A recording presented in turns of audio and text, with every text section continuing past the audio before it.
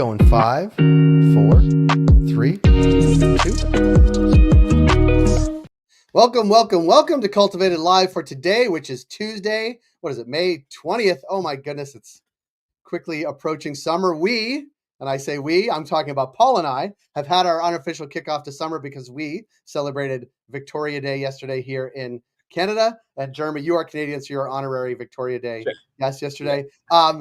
Welcoming on Paul Weaver from Boston Beer Company. We're going to talk to him about, Boston Beer Company, but also cannabis beverages, what they look like here in Canada. We'll talk about the States a bit as well. Paul, thanks for being here. Oh, you're also on mute. Yeah, I wanted to give room for the cool audio. You got it. No, thanks, guys. Hey, it's nice and sunny here in Toronto, but it's a little chilly. I wish I'd be wearing socks right now, but I went to Boston. You'll like this, Paul. I went to Boston 2 weeks ago, and we left here, and it was like Toronto weather, like it actually is quite like today. Got to Boston. I swear they were a month ahead of us in terms of the season. Yeah. Like, there was pollen everywhere. Like it was hot. It was like in the 80s. Went to a Red Sox game. We were sweating. Like it was far ahead. So I like when people do acknowledge that Canada can be chillier from time to time. Yeah, I mean, we're playing the long game here for global warming, right? The long game is we're big brain thinkers up here in Canada. You know, that's right. Sure. Well, welcome to the show. Welcome, also Jeremy, our editor-in-chief and co-founder here at Cultivated. Talk a bit about Boston Beer Company's approach to cannabis beverages, because I think that is quite interesting and frankly quite unique and frankly early. Yeah, I mean, it's funny. I do feel like it's in many ways it's a tired subject for the cannabis media because we've been talking about weed drinks for so long. And I think the reason we've been so passionately advocating for these products for the last 5-7 years, just as an industry, is because there's something special there. We know there's something really special, disruptive, and futuristic about a cannabis beverage as an alternative to an alcoholic beverage. Boston Beer Company is an alcohol company, of course, it's in our name, and beer is our middle name. We kind of saying that. We're a 40-year-old company, though. We were founded in the mid-'80s. We are the creators of Sam Adams beer, but we're also innovators. We created Twisted Tea. We created Angry Orchard cider. We created Truly Hard Seltzer. We have a really diverse craft beer portfolio as well. And then in 2022, me and my team created a cannabis subsidiary within Boston Beer to focus on exactly that, the future of drinking and the idea of cannabis being a comparable alternative. And we created Teapot, which is a line of low-dose, non-carbonated cannabis-infused iced teas. And we do that here in Canada because the market here in Canada has, like it or not, I mean, there's lots of opinions about Canadian cannabis laws, but it is legal. It is unequivocally legal. There are strict regulations. You can operate with very clear product parameters. So it's a much more stable and consistent environment for us to innovate. So we've been innovators in the beverage space for 40 years. We certainly saw the opportunity, as did many people, for cannabis beverages, and got into it officially about 3 years ago. And now we've got Teapot, which is just this lovely little, easy to understand, crushable cannabis iced tea brand, and it's been doing really well for us. And we just added another cocktail brand called Emerald Hour. So we're very much believers in this space. We're trying to stay in front of the curve, and as I'm sure we'll talk about in a minute, it's finally starting to find breakthroughs in American liquor stores, which is very validating for those of us that have been champions for cannabis drinks for so long. Paul, before we get into that, could you talk a little bit about yourself and your career background? You're the head of cannabis at Boston Beer Company. I mean, it sounds like a dream job for me when I was 19 and 32, frankly. So talk a little bit about how you found yourself. That's not too bad. Yeah. I mean, yeah. Well, I mean, I'm an American. I grew up in Mesa, Arizona, which is, USA Today's voted most conservative city in America for like 20 years running, so good on Mesa. I went to Arizona State, which is a drinking school. It's not really a pot school. And, I grew up with like beer culture, not really cannabis culture. Then my personal experience with cannabis is just like everyone's, like you kind of have your moment of introduction and discovery, and you quickly become evangelical about it. So I moved to Canada in 2010, where I quickly changed my stigma towards cannabis. I was working at the Molson Brewery here in Toronto for a number of years doing product innovation and product development. And then I joined the cannabis industry in 2017 when I met Bruce Linton and the founders of Canopy Growth Corporation. So I was their first director of innovation at Canopy Growth at a very tumultuous time when Cannabis 2.0 was coming on board and all the fun. Actually, this is I joined when it was a medical cannabis company.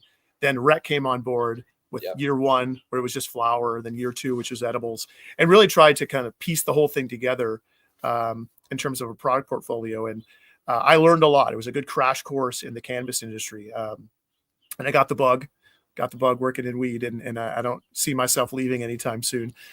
In 2021, I met Jim Cook, the founder of Boston Beer Company, and their head of innovation, a guy named Robert Vale. And they were considering getting into the cannabis space and needed someone to kind of know the beer space and know the weed space and live in Canada. And I was like, well, check and check and check as well. So that's been, again, about 4 years ago, and off to the races. So my career is kind of from having a lot of stigma towards cannabis, a very conservative career background, started working in beer, started appreciating cannabis, found a career path in cannabis, and then found a way to bring those two worlds together. And do you view, and I guess, do you personally, and does Boston Beer Company view cannabis as cannabis beverages as hedging against sort of decline in alcohol, or along the lines of what sort of Truly and Twisted, like just another line of product that we want to expand into because we know we're good in the States, especially? I assume it'll come up, sort of distribution, like all those things. Is it a hedge, or is it like a continuation of the innovation, or maybe a little bit of both? Yeah, I mean, the answer is it'll be whatever it needs to be. I mean, the reality is that we're not that shrewd and tactical to say, oh, we're -1 on this and +1 here. We need something to fill the gap. Like I'm sure that there are other breweries in the world that are that logical, but we're really a passion-led organization. We follow our passions, and that's what led us to revolutionizing craft beer. That's what led us to creating this new category of tea, alcoholic tea, which is now on fire, almost its own subcategory, cider, and like creating a pathway for the American cidery industry to flourish, because we're passionate about it. I think what we've really discovered is we have a passion for cannabis, and we have a passion for cannabis beverages. I think, as my team, Jay, you and I were talking about my trip to Boston recently, and it's now become this journey where we're channeling the passion for this newfound passion for cannabis into passion for cannabis education. Because if we want to be the leaders in the space, like we are in craft beer or in flavored malt beverages, like we have to be educators as well. So I don't think it's necessarily a calculated decision in terms of +1, -1, or what's going to fill gaps. That's certainly how the investment and volume kind of flows. But at our core, like, we're passionate beverage makers. We find something that we're collectively passionate about and we dig. And I think that's where we're at right now with cannabis drinks. Yeah. It was very Sam Cooke forward when Sam Adams launched. I remember Jim Cook was in the Jim Cook, not Sam Cook. Sorry, Jim Cook. Sam was in the ads. Like, right, he was in the ads. Like the audio ads. It was and Jim is still like on email chiming in, like he's very engaged. It's his company, and we collectively have ownership of that, and we're a publicly traded company, but the passions and spirit of our company is still very much dictated at the top. And this is a product line that he's as much a believer in as our company is. So, yeah. Paul, can you talk a little bit about how you're releasing products in the Canadian market? You had a really interesting point that hate or love the Canadian regulations, at least they're definite, and you can work around them. So talk a little about like how the Canadian market can be a proving ground for some of these products, and then the eventual long-term goals. Yeah, I mean, there are some things that I think Jeremy, you're Canadian. Jay, you a Canadian citizen yet? Not yet, but not yet. Canada Okay. Day. By Canada, is that the goal? Okay, so let's go get the application in by Canada. I'm a Canadian citizen, so let's say, like, I think we should all feel really proud as Canadians that we're the ones that did it. Agreed.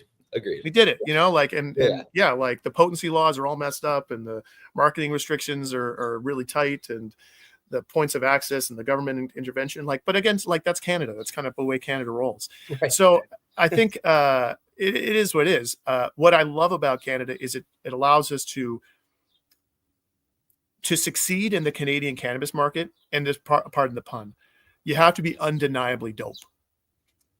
You know, there's a lot. It's pretty easy to put a logo on something. It's very difficult to get a physical product through the gauntlet of product development, product manufacturing, and then the government listing to actually get it onto a shelf. So just to get your product onto the shelf is a feat in and of itself.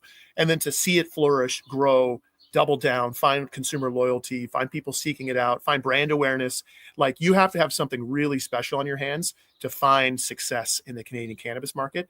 So when we turn that down south, where we can actually put full marketing resources against it, put it in a liquor store, get case stackers, all that is just further window dressing to what that you believe at its core is intrinsically awesome. And I think that's, if you do it right, that should be the model for Canadian innovation. It's like, yeah, it's tough, but like, that means that the best stuff must be really good, because underneath all those layers of restrictions and plain packaging and access restrictions, it must be really good. Yeah, I want to drill down on that and kind of ask the business school question. Like, when you're looking at the success of Teapot in Canada, what metric tells you that customers love it? Like, is it repeat purchases? Is it, store shelves? Like, what are you specifically looking at to say, like, oh, we have a home run here? Yeah, great question. I mean, sales is it's the easiest, right? How much shipment are we up or down versus a prior period? So I think unequivocally volume results, shipments. A couple things you'll also kind of look at. So we track brand health, which to your listeners is a survey. We phone Canadians and we ask, hey, have you heard of Teapot? Really? And we ask, have you heard of these brands? And if they have, we drill down. Okay, what do you think about that brand? What was the last time you bought that brand? What do you think of? Would you recommend it to a friend? And it's a little bit of a costly endeavor, but if we're in an R&D department at a core up here in Canada, and it really tells us, are we breaking through to what we would call like civilians? Our industry likes to talk to itself. And there's a lot of echo chamber in the cannabis industry. So can you actually break out of the echo chamber and actually talk to civilians? Brand health metrics, surveys, brand awareness. Those are the ways I like to measure our success, to say, okay, are you on par with your peers or better than your peers in terms of just the gen pop awareness that you even exist? So yeah, volume is a great way to just prove to my bosses that the product is moving, but the brand awareness is really how we prove if we have something special on our hands. Right. And how, to me, it seems like a pretty crowded landscape, but it actually isn't, I don't think, as crowded as it was maybe at the beginning of 2.0 when everybody was flooding the market with all the products. Some things have shaken out. The number of companies have both gone down and then gone up, and now more by vertical, I would even say. Like, what have you seen in the Canadian market that is interesting or different from early days at Cannabis, or early days sort of 2.0 products?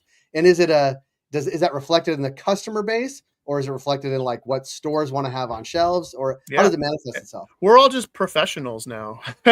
Like we now finally know what the hell we're doing, right? I think that the passion drove us through those early days, but that we all made a lot of mistakes, and we all had a lot of false assumptions and hypotheses. And I think what we're seeing now is, cycles 3 or 4 now of careers or placements. And we've all been probably at a couple different cannabis companies now. We've learned kind of how to share the love a little bit, how to make sure everyone's getting kind of equal piece of the pie, what's fair pricing, what is fair marketing support, who really is in it for the right reasons, So I think part of it is just us getting our sea legs and understanding kind of how each role in the equation works. True vertical integration, I think it's starting to kind of come back a little bit, but much more well-informed. So you're seeing companies that have investments in cultivation, manufacturing, retail, branding succeed. Whereas before, like maybe they were spread too thin, or they were trying to create enemies across the supply chain. So yeah, just a lot more sophistication and experience that's allowing us to be a lot more competent and collaborative industry.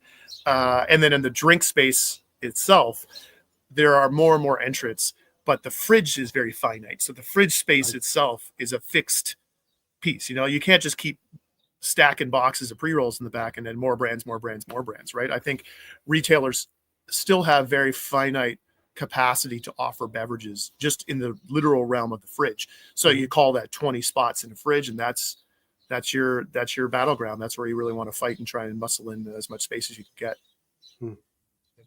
So Do let's you talk do you agree, Jay? I'm curious. Like Yeah, I was just thinking about the last time I was just in a place on Saturday night, the one in my neighborhood, the one that actually opened first, and the fridge is still the fridge. Who opened first?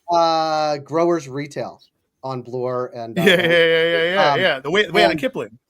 Yeah, there's a lot. There's several. Yeah, I mean, I drive by a bunch. But the fridge that they had day one of beverages is still literally the same fridge they have. It's more crowded now because there weren't that many beverages day one, but now it's like the way you just described it. And I won't name names because it's one of the ones has like brand extension, I would say, of like a Molo, which opened as almost like a beer. Now it's like much more seltzers. I don't even know if they have that weird beer drink anymore, but not weird. Sorry. I don't think they have that beer drink anymore. Wasn't the best not out beer I've ever had for sure. Yeah, no, but I actually haven't gone to the other one. So like I it's interesting to see, especially that fridge. Like it's still, your point is they haven't increased the fridge footprint. I don't think. It's certainly not in that store. And then some of the other stores I go to, you can't usually see the fridge. Well, and Molo's a great example because they've added kind of features and benefits to a seltzer, right? I think they've got like CBG seltzers and CBN seltzers, right? With Teapot, we're seeing the need to innovate and push the boundaries, but we're choosing to do kind of the more artisanal route. So we had just launched a line of 10 milligram rosin infused Teapot. So Teapot historically been low dose and just focusing on the tea, and I think we use distillate. Like it is a tea based beverage. That is what we focus on, not too much trying to appeal to the passionate stoners of the world. Right. And if but when we went into the full dose category in the 10 milligram realm, what are we going to do to premiumize and add more value to the drinker? Are we going to go rare cannabinoids, which like CBN, CBG, which in addition to all that expensive, right. It tastes really bad. Like it doesn't taste good, but rosin it really works really well with the tea. We're really pumped for our rosin infused beverage because we're trying to compete in that space where people are being more and more innovative, pushing the boundaries. How are we going to do that while still staying true to our brand values? Paul, can I ask you a question? Because Canada is a big and now legal market and mature. And what we've seen in some other markets, like the innovation cycle, it's a similar innovation cycle, but it's actually sped up. Like, does this experience in Canada, we could talk about sort of what expansion plans are into the States, when and how and why and all that. But like, do you expect future cycles to be sort of condensed? And is it a cycle of innovation, or is it consumer acceptance pushing, they want the new and next thing? And do you enter the next market with like a fully baked portfolio of products, or do the customers always tell you what they want? Yeah. I mean, yes. I think. Well, okay. The one critique I will have of the Canadian cannabis industry, and I love my retail partners and I love all of our government buyers, but the listing cycles in Canadian cannabis are so long, right? It's particularly in Ontario. If you want to get like critical scale, you really need like Ontario or BC or Alberta or Quebec, if you know how to play that game, to get kind of critical mass, right, to get to justify a new product extension. And like we're talking 6 months. Like if you took like we're rolling out we just launched Teapot rosin, like lemon. And I think we had to submit that end of last year. And that's not like, oh, we have this idea. Like, no, like that is final formula, fully baked, locked down, fully baked, tested, ready to go. So the Canadian model really preaches like less and better products, not throw shit at the wall and see what sticks. Yeah, I understand. So which has its puts and takes, right? Like it really means that you can do lots in R&D and lots in testing and kind of get lots of consumer feedback, but very, very small focus group kind of settings. But it doesn't enable like a shotgun approach and test and learn and try a bunch of stuff in different markets. It really focuses on like very linear, sequential product development resources. So that's just kind of the way the Canadian model works. But if you look, and maybe this is a good segue, if you look at what's going on in the US with respect to hemp-based THC, which is kind of semantic, it's still THC-based beverages, it is proliferation. It is like I don't even like single serve cans on a wall in a liquor store in Louisiana or Minnesota, and it looks like a mosaic of just checkerboard of every different style of drink, every different style of branding, every different can shape, color, box, everything you could possibly think of, all on display.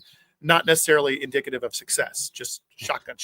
Right. So I think the American model is kind of right now built for throw shit at the wall, see what sticks. The Canadian model is like, no, like one at a time, take your time, pace yourself, buddy. So it's different. Interesting. Paul, can you talk about how your team is thinking about the U.S. market, right? You know, given that it seems like every single day Jay and I get a new pitch about a new, you know, hemp-derived THC drink, right? The market's very, very crowded.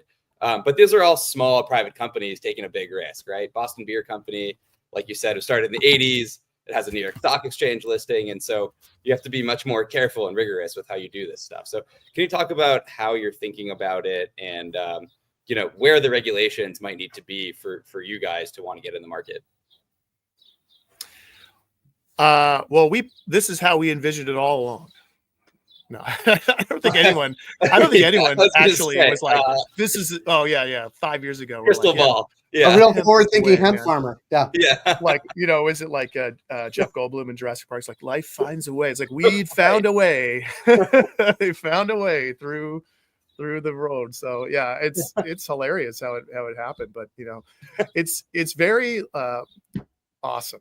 It's just awesome to see, you know, places that are not, this isn't Colorado or California that's picking it up. I just saw Alabama passed like a very progressive and structured hemp bill at the state level. Like it's Alabama, it's not California. So this is like all of America is finding worlds to access cannabis products. And it's really cool to see. Now, the context here is this is all precipitated by the 2018 Farm Bill, which is a very old document now. That is 7 years old. That was Obama in office in 2018? No, who was in office?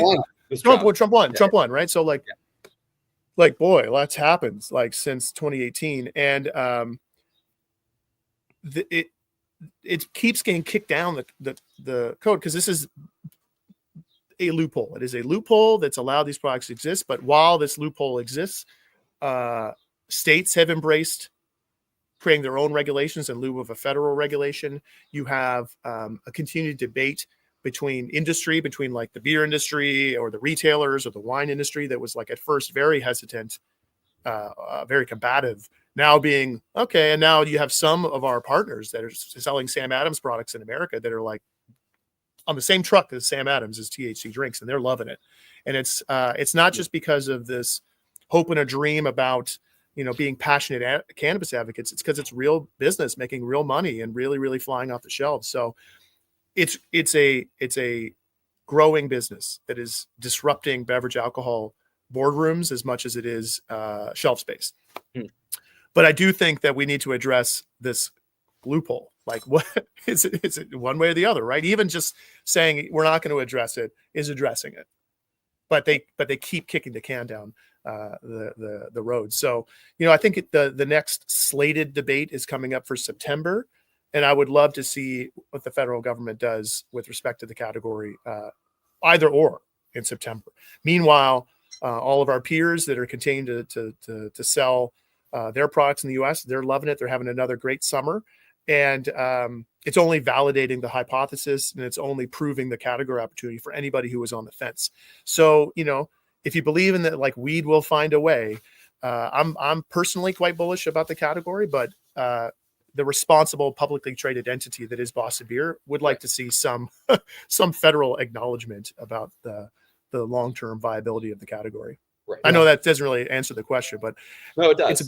I think it's just, I'm pumped for it, but but we're also very patient. Like, if we believe in it, it ain't going away. It won't go away. So I think it's interesting, and we could maybe the next time we have you on, something about access points for those types of beverages being in the normal course of daily life, as opposed to in Canada, the only place you can buy anything is at a cannabis store. And what does that say about the regulations and what people want? We'd find a way. You know, all those things I think are interesting case studies in sort of regulatory. Well, approaches. And if you talk about like Alabama, which I just praised, also pretty much banned all the inhalables.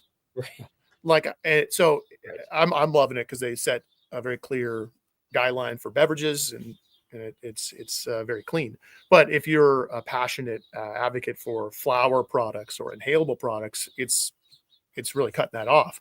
And so I think what it's really speaking to is there is an end game in the American cannabis journey here that has low dose edibles and beverages distributed through a liquor store, so distributed through wholesale liquor distributors that really understand how to create and market and safely regulate those products.